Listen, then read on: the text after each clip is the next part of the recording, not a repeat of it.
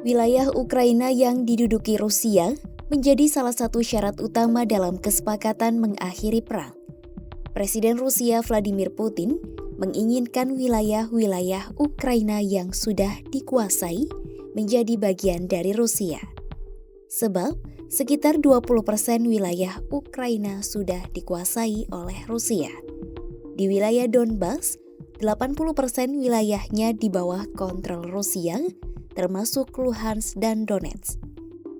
Dari area itu, Putin tak ingin pergerakan militer yang dimulai sejak Februari 2022 itu sia-sia. Keinginan itu juga disampaikan oleh Putin saat bertemu dengan Presiden Amerika Serikat Donald Trump pada Jumat 15 Agustus 2025 di Alaska. Lalu, wilayah Ukraina mana saja yang telah dikuasai Rusia hingga Agustus 2025? Simak selengkapnya dalam video berikut.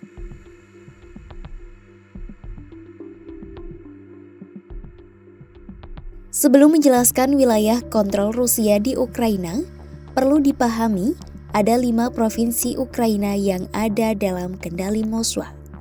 Pertama adalah Donetsk dan Luhansk atau dikenal dengan Donbas. Kemudian, 3 wilayah lain yakni Zaporizhia, Kherson, dan Crimea.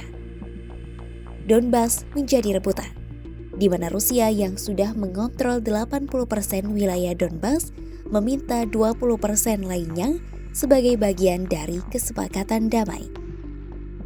Dikutip dari BBC dan Institute for the Study of War, di wilayah Ukraina Timur, pasukan Moskwa telah bergerak secara bertahap memperluas kendali atas wilayah Luhansk dan Donetsk atau yang dikenal Donbas.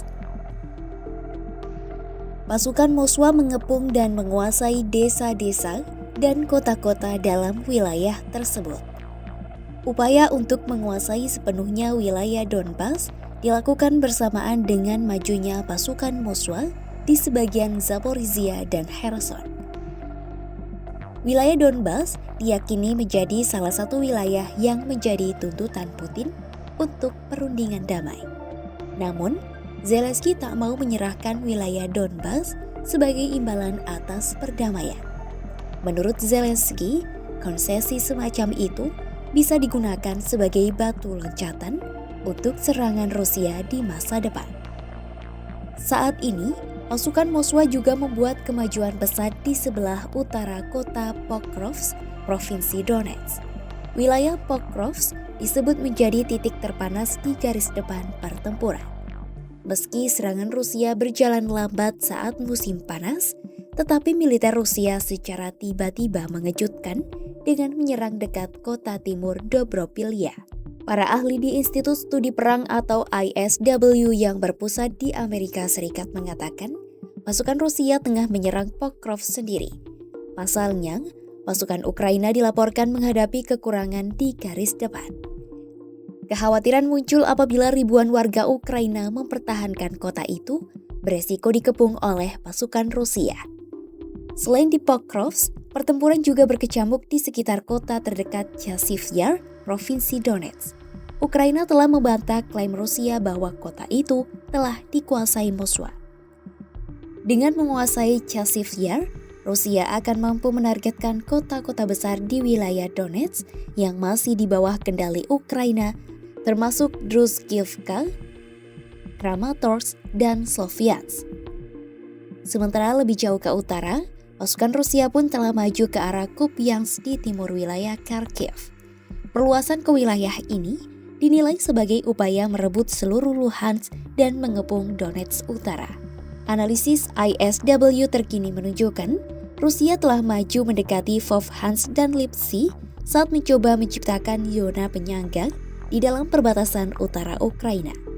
Dalam upaya perluasan kekuasaan, Moskwa juga telah memasuki jangkauan artileri Kharkiv.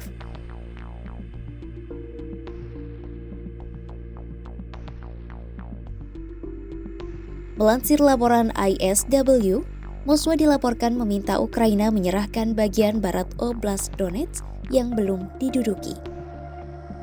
Kiev pun diminta membekukan garis depan di wilayah lain sebagai bagian dari perjanjian gencatan senjata.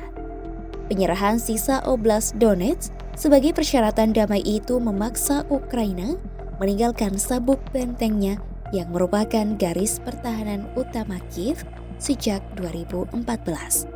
Sabuk benteng Ukraina meliputi beberapa kota, termasuk Sofyansk, Kramatorsk, Druskivka, dan Kostiantynivka. Dengan menyerahkan wilayah yang disebut sabuk benteng itu, menjadikan Ukraina akan mendapat pukulan berat bagi pertahanan Kiev. Sebab Kiev telah menghabiskan waktu 11 tahun terakhir untuk memperkuat sabuk benteng dan membangun infrastruktur pertahanan yang signifikan di sana. Menyerahkan wilayah penting pertahanan sekaligus memberi Rusia akses strategis untuk serangan ke depan. Jika wilayah-wilayah itu diserahkan, Moskwa akan maju sejauh 82 km ke barat, membuka peluang serangan ke Kharkiv dan Dnipropetrovsk. Penyerahan wilayah tersebut akan memaksa Kiev membangun garis pertahanan baru di medan terbuka yang sulit dipertahankan. Biaya besar dan efektivitas rendah akan dialami pemerintah Ukraina. ISW menilai Putin terlalu banyak menuntut penyerahan wilayah vital pertahanan Ukraina. Bahkan, usulan itu pun tak menjamin penghentian perang, malah justru membuka peluang agresi lebih lanjut.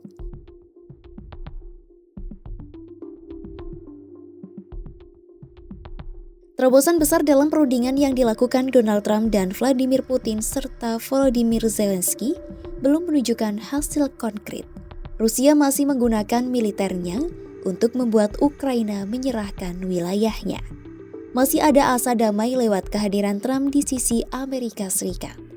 Trump mengatakan pihaknya kemungkinan akan membantu menjamin keamanan Ukraina jika kesepakatan damai bisa tercapai, yang artinya Zelensky harus menyerahkan wilayahnya ke Rusia. Jaminan keamanan ini dinilai sebagai hal penting dalam kesepakatan dengan Rusia. Usai melangsungkan pertemuan baik dengan Putin maupun Zelensky, Trump mengisyaratkan kemungkinan pertemuan trilateral. Rencana pertemuan kedua pihak yang berkonflik dengan ditengahi Washington telah lama diupayakan Zelensky. Namun sejak lama, Kremlin membuat kemungkinan itu sulit tercapai. Tetapi, pertemuan baru-baru ini kembali memberikan angin segar kemungkinan pertemuan trilateral bisa terwujud. Rusia terus berupaya memperluas invasinya baik lewat agresi militer maupun kesepakatan damai. Di medan perang, Rusia masih punya kekuatan untuk memajukan garis depan. Lewat meja perundingan, Putin menginginkan 100% wilayah Donbas dan wilayah yang sudah dikuasai lainnya jadi milik Rusia. Namun, permintaan penyerahan wilayah Ukraina dinilai sebagai tekanan sepihak yang hanya akan menguntungkan Kremlin. Risiko besar akan dihadapi pertahanan dan kedaulatan Ukraina pada masa mendatang jika tanpa jaminan keamanan. Sebab, ada kemungkinan Rusia bergerak lagi setelah memperkuat militernya di wilayah yang diberikan. Kendati demikian, asa untuk mengakhiri perang masih terus diusahakan. Simak terus update berita-berita menarik lainnya hanya di kanal YouTube Kompas.com.